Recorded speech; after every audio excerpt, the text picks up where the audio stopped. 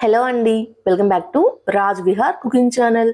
ఈరోజు మనము కర్డ్ రైస్ని సింపుల్గా 5 నిమిషాల్లో ఎలా తయారు చేసుకోవాలో చూపిస్తాను. ఇలా చేసుకుంటే టేస్ట్ అయితే చాలా బాగుంటుందండి.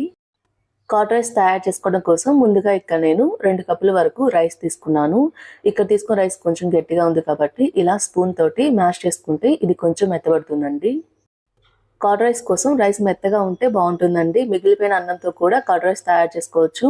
ఇలా మ్యాష్ చేసుకున్న తర్వాత ఇప్పుడు ఇందులో మీ టేస్ట్కి సరిపడినంత సాల్ట్ వేసుకోవాలి. ఇలా వేసుకున్న తర్వాత 1 కప్పు వరకు పెరుగు వేసుకుంటున్నాను. ఇలా వేసుకొని మొత్తాన్ని కలిసే విధంగా ఓసారి కలుపుకోవాలి. ఇలా కలుపుతూ మనం వేసుకున్న పెరుగు మొత్తం అన్నంలో కలిసే విధంగా కలుపుకోవాలి.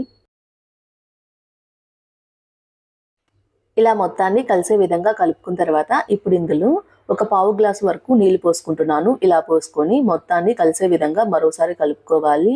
ఇలా కలిపేటప్పుడే సాల్ట్ కూడా సరిపోయిందో లేదో టేస్ట్ చేసుకొని సరిపోకపోతే ఇంకొంచెం వేసుకొని కలుపుకోవచ్చు. ఇలా కలుపుకున్న తర్వాత ఇప్పుడు ఇందులో 2 పచ్చిమిర్చిని కట్ చేసుకొని వేసుకుంటున్నాను. ఇందులోని 1 పావు టేబుల్ స్పూన్ వరకు మిరియాలని కొంచెం దంచుకొని వేసుకుంటున్నాను. ఇందులోని 1 ఉల్లిపాయని చిన్న చిన్న ముక్కలుగా కట్ చేసుకొని వేసుకుంటున్నాను. ఇలా వేసుకొని మొత్తాన్ని కలిసే విధంగా ఓసారి కలుపుకోవాలి. ఇలా మొత్తాన్ని కలిసే విధంగా కలుపుకున్న తర్వాత దీన్ని పక్కన ఉంచుకోండి. ఇప్పుడు ఇందులోకి పోపును తయారు చేసుకోవడం కోసం ముందుగా ఒక చిన్న ప్యాన్ పెట్టుకొని ఇందులో 2 టేబుల్ స్పూన్ వరకు ఆయిల్ని హీట్ చేసుకుంటున్నాను. ఆయిల్ హీట్ అయిన తర్వాత 1 టేబుల్ స్పూన్ పోపు దినుసులు వేసుకొని వీటిని ఫ్రై చేసుకోవాలి.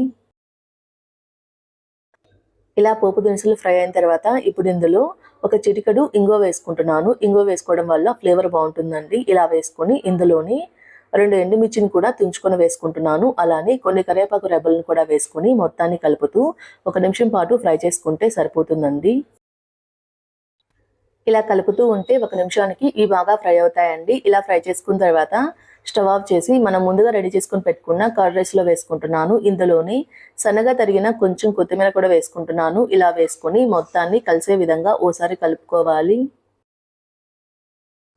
ఇలా మొత్తాన్ని కలిసే విధంగా కలుపుకున్న తర్వాత ఇలా రెడీ చేసుకున్న కర్డ్ రైస్ని ఒక ప్లేట్లోకి సర్వ్ చేసుకుంటే ఎంతో టేస్టీగా ఉండే కర్డ్ రైస్ అయితే రెడీ అయిపోతుందండి. మీరు కూడా ట్రై చేసి ఎలా వచ్చిందో నాకు కామెంట్ చేయండి.